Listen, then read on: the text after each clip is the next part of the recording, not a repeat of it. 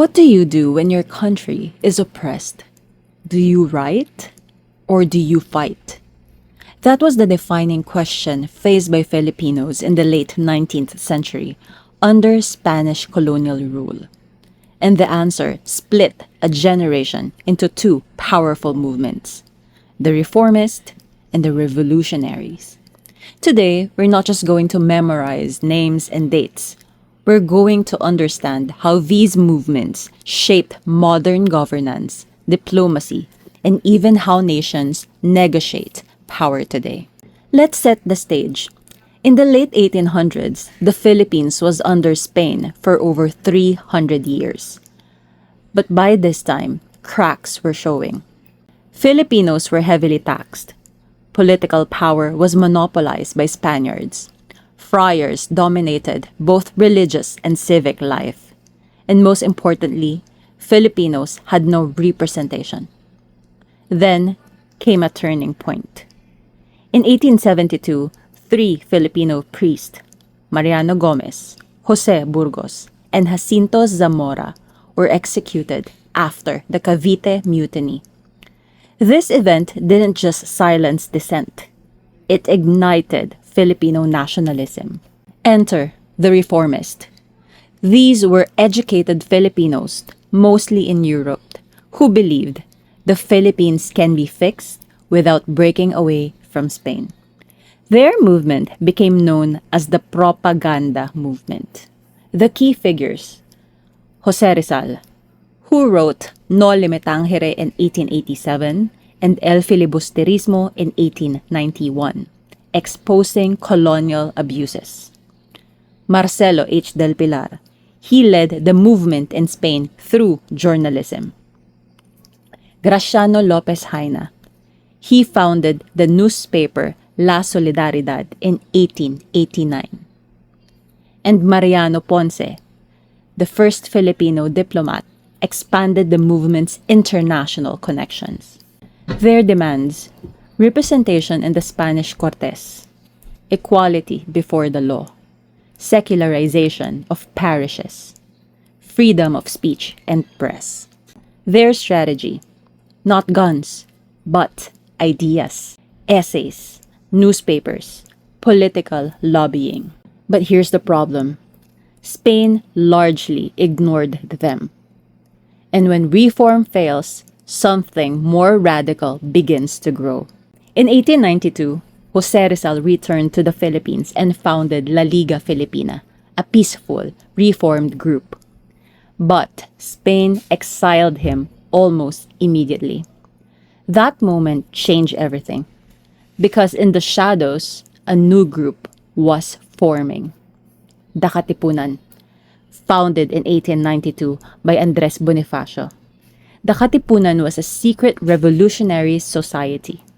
Their belief: freedom is not given, it is taken. The key figures are Andres Bonifacio, the father of the Philippine Revolution; Emilio Aguinaldo, military leader who would later declare independence; and Apolinario Mabini, political strategist and intellectual force. In 1896, the revolution erupted with the cry of Pugad Lawin. Katipuneros tore their cedulas, symbolizing rejection of Spanish authority. This marked the start of the Philippine Revolution in 1896 to 1898. This struggle came at a cost. Jose Rizal was executed on December 30, 1896. Andres Bonifacio was executed on May 10, 1897, due to an internal conflict. Marcelo H. del Pilar died in July 4, 1896. And Graciano Lopez Haina also died in January 20, 1896. Apolinario Mabini died in May 13, 1903. Meanwhile, Emilio Aguinaldo survived and declared independence on Philippine Declaration of Independence. This event was held at Kawit, Cavite on June 12, 1898. Now let's do a big analysis between the Reformists and the Revolutionaries. For Reformists, here's the simplified contrast. They're peaceful. They want assimilation. They're intellectual. And their leader, Rizal. The revolutionaries, they wanted a violent struggle. They wanted independence. And they moved forward towards military. Head figure, Bonifacio. But here's the deeper truth. Reformists created the ideology. Revolutionaries executed the action. You cannot have one without the other. Now, why does this matter today? Soft power versus hard power. Reformist equals soft power. Ideas, diplomacy, persuasion. Revolutionaries equals hard power. Force, coercion. Modern states still balances these. Think negotiations versus military action. Diplomacy versus sanctions. If there is one key diplomatic lesson, when institutions fail to respond to peaceful reform, radicalization increases. In short, a failed reform leads to conflict. You see this pattern globally. Arab Spring, anti-colonial revolution, and even modern protest movements. Nation building requires both thought and force. Rizal shaped the national identity, while Bonifacio and Aguinaldo secured political sovereignty.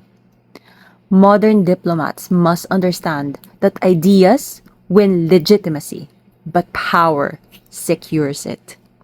The execution of Andres Bonifacio shows that leadership struggles can fracture revolution. Unity is critical in foreign and in domestic policy because internal conflict weakens the Katipunan movement. The Philippines' experience is a colonial legacy in foreign policy. It shapes its stance in sovereignty, influences its alliances, and affects its diplomatic posture towards major powers. Now, if you remember nothing else, remember this.